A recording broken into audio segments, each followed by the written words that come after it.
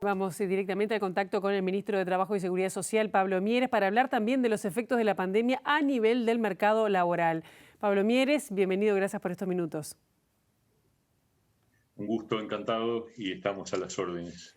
Bien, Mieres, la pandemia bueno, ha tenido efectos que todavía algunos de ellos los estamos por ver, ¿no? Pero si tuviera que decir a nivel de cifras, ¿qué es lo que más se destaca? Pensando además que la semana pasada sí se conocieron las cifras de las tasas de actividad y de desempleo, ¿no?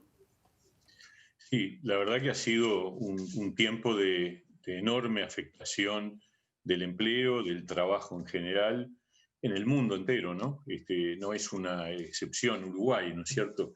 Hemos tenido un impacto récord, por ejemplo, en las cifras del seguro de paro al comienzo de la pandemia.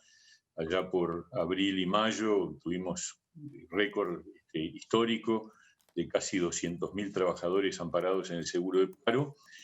Y eso se ha ido reduciendo en la medida que el Uruguay ha ido aumentando su actividad, igual que otros países del mundo, actividad económica, actividad laboral, y eso ha significado que en el mes de noviembre y diciembre nuevamente el número de trabajadores en seguro de paro se haya reducido al orden de los 76.000 trabajadores, que es una cifra muy importante, más alta, por cierto, que la previa a la pandemia, que estaba en el orden de 48.000 trabajadores, pero sensiblemente inferior a la que tuvimos en el pico de los meses de abril y de mayo. Ajá. Pero todo eso es impacto en la vida de la gente, es impacto en la pérdida de ingresos, es impacto en la incertidumbre laboral.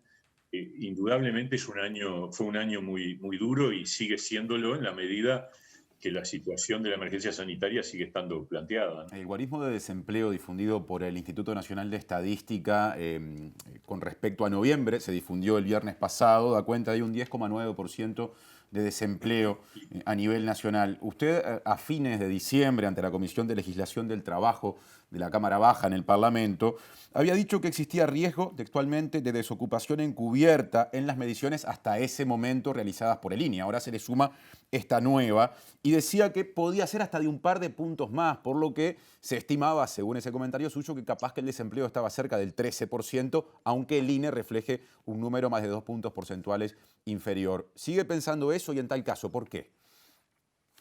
Sí, y yo sigo pensando que algún nivel de falta de declaración de desempleo tiene que haber, pero la verdad que en la medida que siguen avanzando los meses y la medición se reitera, porque nunca estuvo más alto de 11,5, hay que recordar cuál es el punto de partida. El punto de partida es febrero, y en febrero el porcentaje de personas desocupadas era 10,5.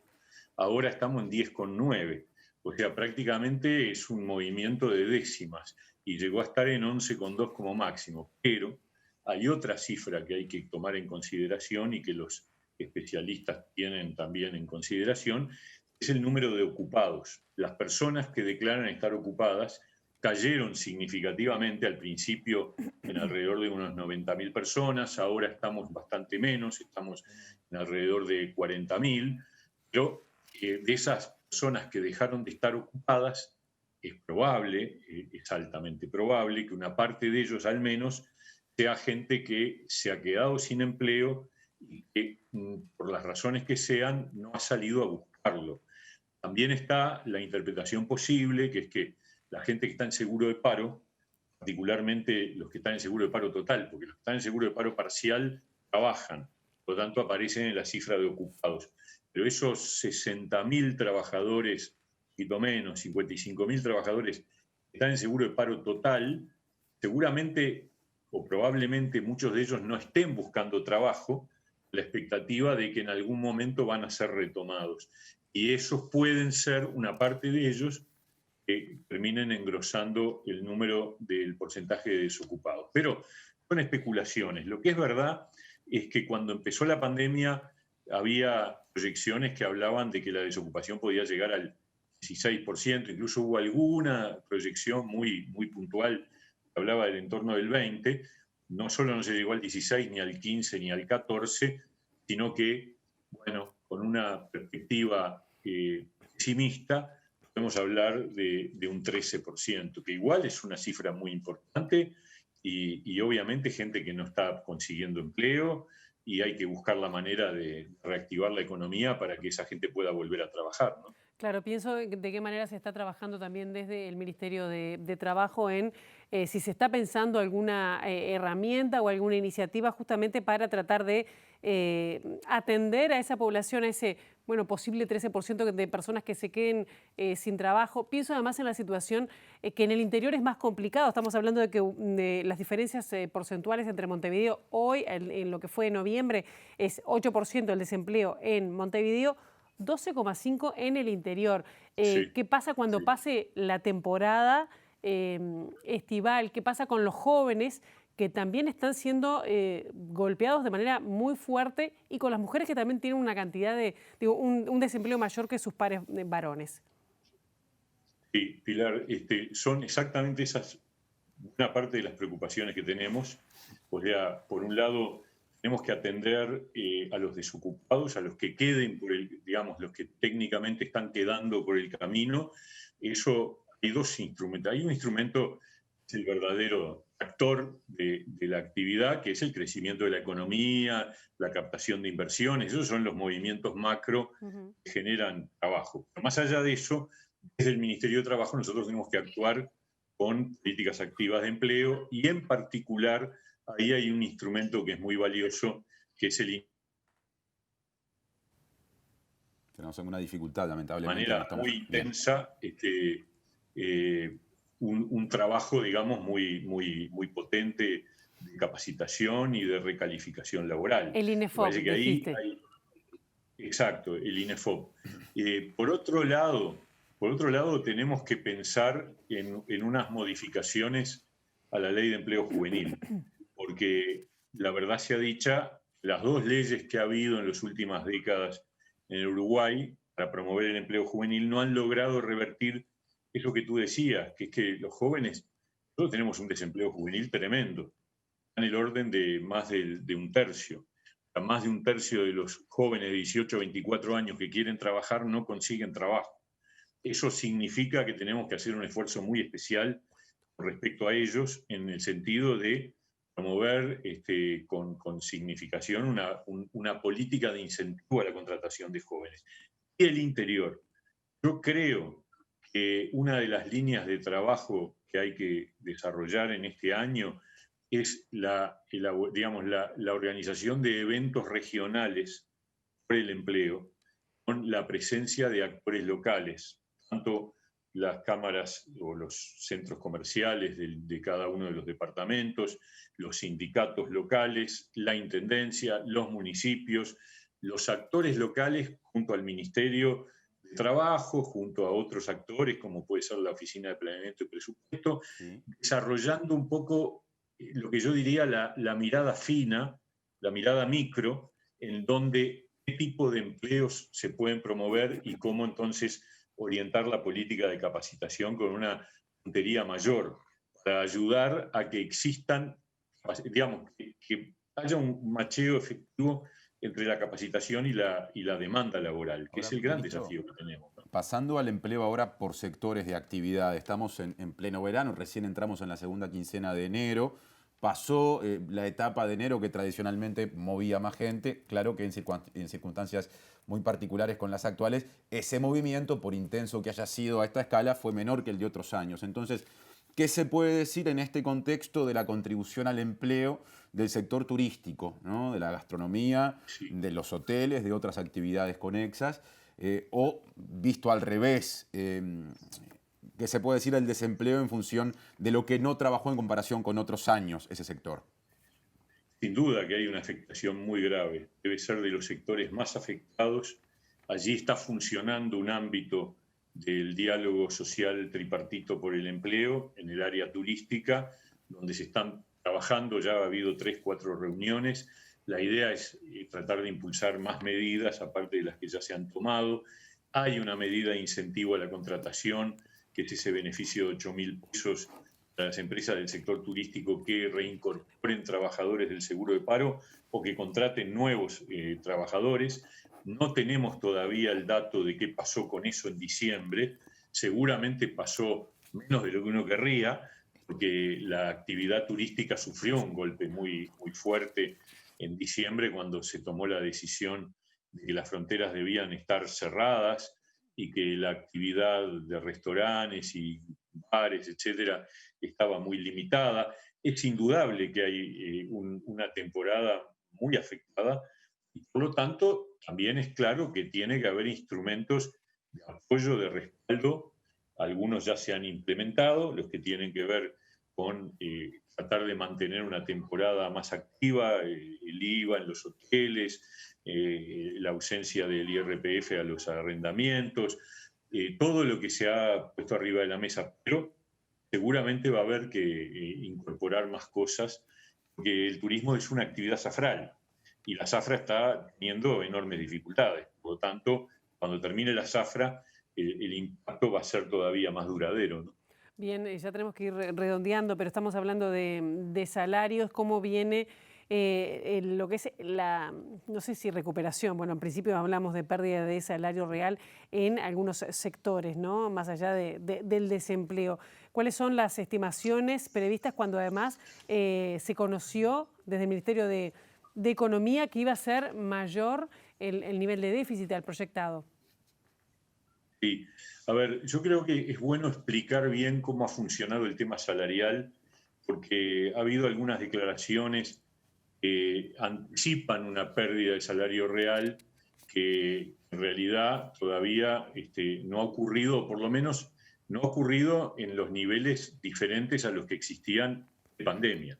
Es decir, desde la séptima ronda Consejo de Salarios en los tiempos del gobierno anterior, el mecanismo que ha operado es que se otorgaba un ajuste por inflación pasada y un adelanto por inflación futura que en general quedaba corto, que la inflación se iba más lejos de lo que se había proyectado. Por lo cual, el salario del trabajador al inicio de un periodo, pongamos el 1 de enero de un año o el 1 de julio de un año, empezaba en una suerte de plano inclinado donde cada mes perdía un poquito respecto a la base 100 del punto de partida en donde se había otorgado un aumento salarial equivalente a la inflación ocurrida.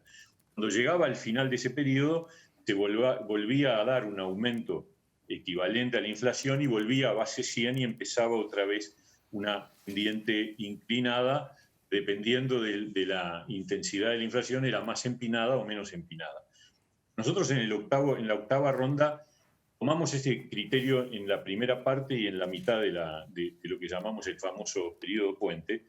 El 1 de julio se disparó un ajuste por inflación, es decir, que los salarios privados el 1 de julio de 2020 volvieron a base 100 y empezó el plano inclinado hasta que llegó el 1 de enero del 2021. El aumento del 3% que atañe al conjunto de los sectores de actividad, salvo los más afectados que postergaron el aumento para el 1 de abril, y ahí sí, esos trabajadores hay pérdida de salario real. El resto, más del 80%, el aumento que se disparó el 1 de enero del 3% es incluso superior a la inflación. La inflación desde el 1 de julio al 31 de diciembre fue de 2,4. O sea que el aumento nominal del 3 recupera esa inflación, pone otra vez a los salarios en base 100 y empieza otra vez el plano inclinado que va a depender del ritmo de la inflación del 21. Pero es verdad, al final del periodo, en julio del 21, en el final del puente, se vuelve a utilizar un mecanismo de correctivo por inflación, pero se le va a descontar la cantidad de puntos que se hayan perdido de Producto Bruto Interno del país. Y ahí sí se produce una pérdida real de salario que paralelamente es coincidente con el comienzo de una nueva negociación salarial que, bueno, vamos a ver en qué condiciones se da, ¿no? Una de las voces de la oposición del Frente Amplio más críticas con la situación del salario o la evolución de los salarios, sobre todo desde el año pasado hasta ahora, es el senador del Partido Socialista, Daniel Olesker, que haciendo más o menos el mismo recorrido cronológico que hace usted y digamos, marcando los mismos hitos, dice que en enero, con los procedimientos de ajuste que usted mencionó, se produjo una recuperación de 0,6% y agregó en una entrevista que que publicó el diario La República. Se lo comerá enero y de febrero a abril volverá a ser todo pérdida. En julio, textuales Igual que palabras, en se la devolverá época, la inflación. perdón, Sí. quiero interrumpirlo porque me parece importante decirlo ahora. Igual que en la época de los gobiernos del Frente Amplio. Bien, le sigo Ese leyendo lo que decía mecanismo es Olesker, el ¿le mismo, parece, Mieres? exactamente el mismo. Bien, pero ¿Eh? continuando con el razonamiento del senador Olesker para después escuchar su respuesta completa. Dice Olesker, en enero se dio ese aumento que hizo que quedara 0,6% el nivel salarial por encima del anterior, usted lo había mencionado, y después agrega, se lo comerá enero y de febrero a abril volverá a ser todo pérdida. En julio se devolverá la inflación, pero se descontará el Producto Bruto Interno, caída de cerca de 4%, o sea, habrá pérdida para el resto de 2021. ¿Qué le parece, en primer lugar, este razonamiento? Y en tal caso, si es que va a haber pérdida para el resto, ¿en cuánto se estima?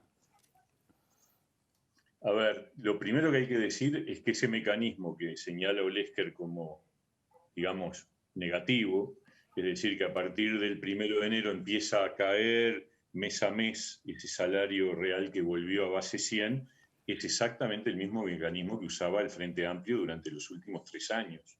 Es decir, se otorgaba un aumento, se ponía otra vez a base 100 y empezaba la caída. Esa caída era una caída incluso más pronunciada porque en determinados momentos la inflación en tiempos de gobierno del Frente Amplio fue más alta, con lo cual ese plano inclinado estaba un poco más inclinado. Pero lo que sí tiene razón Olesker, además lo hemos dicho y lo hemos asumido como una realidad, es que la pauta salarial de esta octava ronda termina con una pérdida de salario real. Es decir, en junio, el 30 de junio, la recuperación que existiría, porque se tomaría como referencia la inflación ocurrida en el periodo, tiene una pérdida de 4 puntos, dice Olesker, probablemente sea eso, que es la pérdida de la caída del PBI. Que yo creo que también hay que tomar en consideración esto. El Uruguay vivió, como todo el mundo entero va a sufrir una caída de producción y fue esa la base sobre la que se acordó la pauta salarial. Es decir, en un país que pierde Producto Bruto Interno, que pierde producción, que cae la producción, tiene que haber necesariamente, momentáneamente, porque también en la fórmula que planteamos se establece que a partir de enero del 22 se debe incorporar un componente de recuperación salarial. El objetivo de recuperar esa pérdida se va a dar con el ajuste de junio, el 30 de junio del 21, que es un ajuste de pérdida de salario real, no hay duda. Pablo Mieres, muchísimas gracias por estos minutos en Informe Capital.